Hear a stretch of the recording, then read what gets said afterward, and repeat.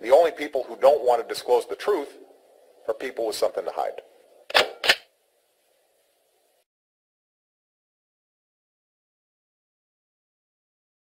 It should be noted, and correct me if I'm wrong here, but isn't it a felony to post a fraudulent document on a government website? It's a felony to even create a birth certificate in the manner that this was created.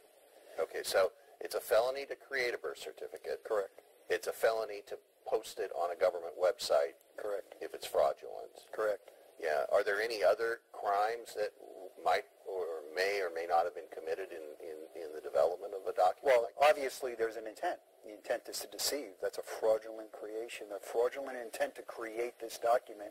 For what purpose? Yeah. And there has to be a purpose behind it. And this particular... And we should also make note that you and the sheriff have never accused the president of any wrongdoing. It's just the people under him that may or may not have created this document, correct? From our perspective, we are pursuing a fraudulent document that we believe this fraudulent document was used and proffered as proof positive of a Hawaii birth event for the sole purpose of alleviating fears going into the 2012 election. We believe that's the crux of this. We also believe there were a number of factors in the motive to create the document. And aside from having to create this document, they also had to satisfy a couple other things. I mean, there was always been accusations that the president was born abroad. We don't have anything really pointing to that. That doesn't mean it doesn't exist. We just don't have it. We're not pursuing where he was born. We can tell you that we don't have any evidence that he was in the state of Hawaii before the age of 5, which is problematic. But we don't have anything saying he was born anywhere else. But they had to satisfy a couple things, and especially in light of recent disclosures that his own publicist had him being born and raised in Kenya. They had to satisfy what I like to call the soil law. The Constitution is you have to be a natural-born citizen, born on United States soil, and later it was amended to territories and whatnot. They had to satisfy that. There's a motive. You needed a motive. You needed a place of birth that was in the United States to satisfy that requirement. So there's a lot of motives to create it. There was an infant girl born, I believe, a day before Barack Obama, died the day, I believe, Barack Obama was purportedly born, Virginia Sunohara. This little girl lived 22 hours. We went to Hawaii. I could get more medical information, on a 22-hour birth and death than I can on a 51-year-old sitting president of the United States. That's just absurd. And that's as an investigator working for a law enforcement agency. You can't get anything on this.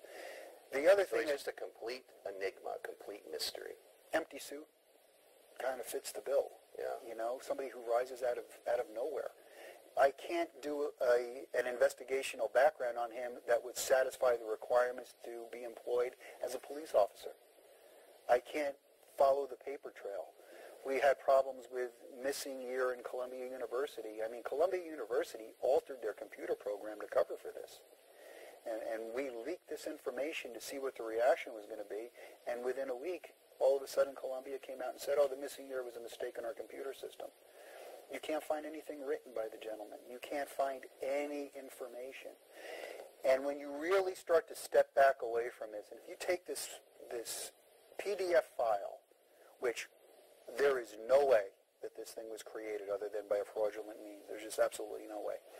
But you take that out of the equation, take the focus off the PDF file from an investigational standpoint, you start to look back and you go, how did this happen? There has to be a conspiracy to commit this fraud, and it's going to happen within a state. And the only state that this could happen in is Hawaii. There has to be somebody complicit in Hawaii allowing this to go on, if not more than one person. I don't think it's a vast conspiracy. It's not a conspiracy theory. This is a conspiracy.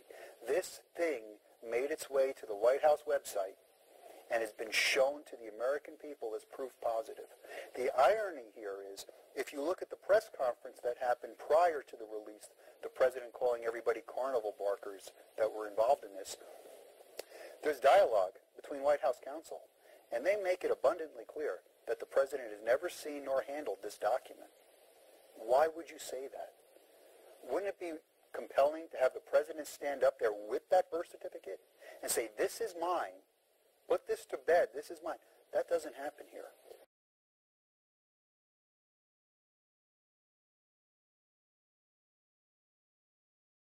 The only people who don't want to disclose the truth are people with something to hide.